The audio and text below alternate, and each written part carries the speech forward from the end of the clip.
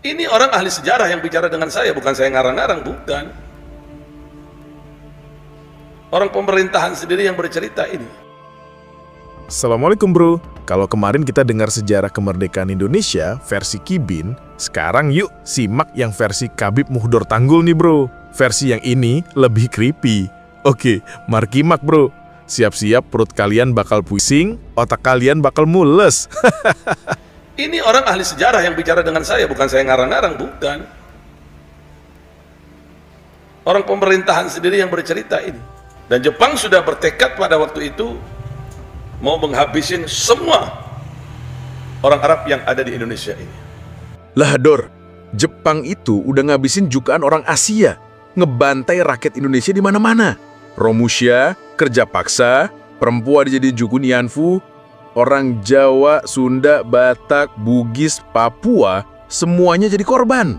Tapi di versi dongeng elu ini, yang spesial mau dihabisin cuma keturunan Arab. Itu pun baru mau, belum kejadian. Korban rakyat Indonesia yang jelas-jelas sudah banyak dihabisi nggak diceritain Dor? Jangan-jangan di naskah dongeng lu ini ada catatan kaki. Korban pribumi, abaikan saja. Fokus sama storyline Habib. Lantas Habib Ali mendengar dari Bung Karno pada waktu itu, mengadu kepada Habib Saleh Tangkuy, menceritakan tentang maksud jahatnya Jepang ingin menguasai Indonesia dan menghabisin para habaib keturunan Arab semuanya di Indonesia. Kata Habib Saleh, sampaikan kepada pemimpin Jepang itu, ini Ramadan, biar kami beribadah dulu kepada Allah. Jangan sekarang. Selesai Ramadan terserah. Insya Allah jihad. Selesai Ramadan mau jihad, sudah terserah Allah Ta'ala nanti. Oh gitu ceritanya ya. Jadi pas pribumi yang jadi korban Romusha, Jugun Ianfu, kelaparan massal, Habib Ali Kuitang nggak ada tuh ngadu ke Habib Soleh. Tapi giliran ada kabar orang Arab mau dihabisi, baru deh buru-buru curcol. Lah ini malah blunder Dor. Yang dengar bisa-bisa mikir, oh jadi Habib Ali cuma peduli sama golongannya sendiri. Egois amat Dor. Terus sikap Habib Soleh juga kocak. Kenapa jihadnya harus nunggu setelah puasa selesai?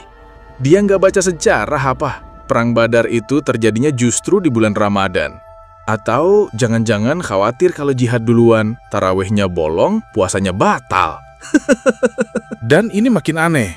Baru teriak-teriak jihad, pas bangsa pribumi udah dari awal berkorban, dipenjara, ditembak, dianiaya. Jadi kesannya kayak datang belakangan, terus klaim-klaiman pahlawan. Makanya Dor, kalau mau bikin cerita tuh, dikonsep dulu yang bener.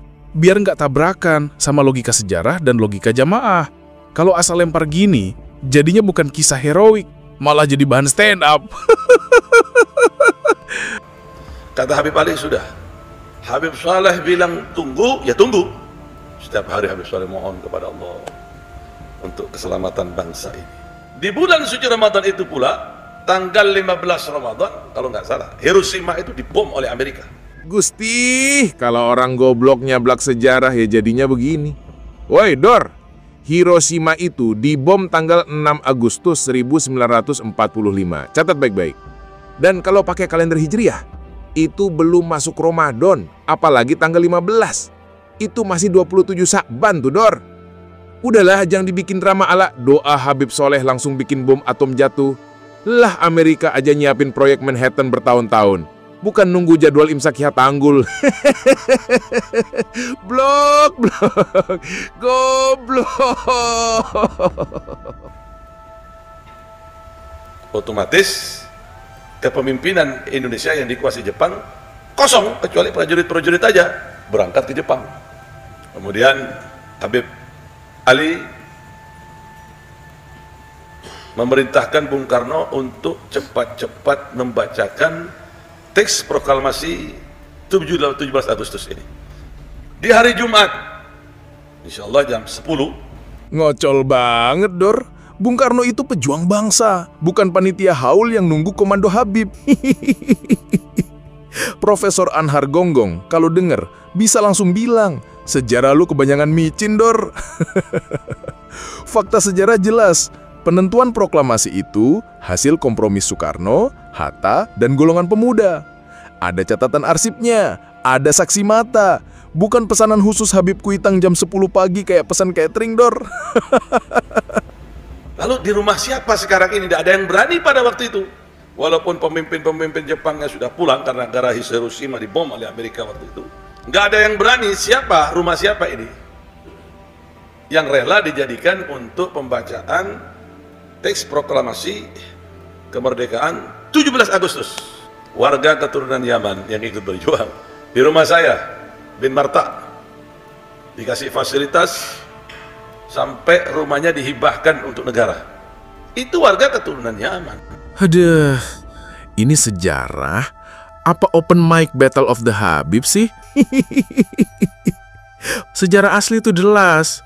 Proklamasi dipegang Saan Timur 56, rumah Laksamana Maeda. Ada arsip, ada foto, ada dokumen resmi. Tapi di versi dongeng ini, kok tiba-tiba pindah venue ke Martak Residence? Bayangin Bung Karno bilang, tenang Hatta, udah ada Martak yang kasih diskon, free wifi, bonus madu Yaman. Jadi di zaman Bung Karno, terutama warga negara Yaman dan yang lainnya Arab di Indonesia ini, masuk ke Indonesia ini, karena mereka melihat bagaimana perjuangannya terhadap bangsa ini, dibebaskan menjadi penduduk asli. Tidak dikenakan pajak. Lain dengan, maaf, keturunan Cina. Diwajibkan pajak dia. Dor. Waktu itu Bung Karno malah sempat kepikiran mau balikin kakek moyang elu ke kampung halamannya. Tapi setelah diskusi sama para kiai, idenya di-cancel. Alasannya, atas nama kemanusiaan. Lawang bukan cuma sesama muslim, orang Cina aja nggak digusur dari negeri ini. Apalagi cuma gara-gara asal usul. Dor, kalau lu ngoceh katanya orang Arab dulu bebas pajak karena ikut berjuang, ini jelas ngawur level dewa dan picek sejarah. Zaman Soekarno emang ada teks amnesti. Ya, betul. Tapi itu kebijakan negara pertama kali, bukan hadiah khusus buat geng elu. Alasannya, ya simple, ekonomi lagi amburadul, inflasi tiap tahun kayak balon bocor di tiap terus. Dor, kalau lu bilang warga Arab bebas pajak gara-gara perjuangan, itu bukan sejarah, Dor. Itu mah stand up komedi gagal. Gitu blok goblok. Takbir.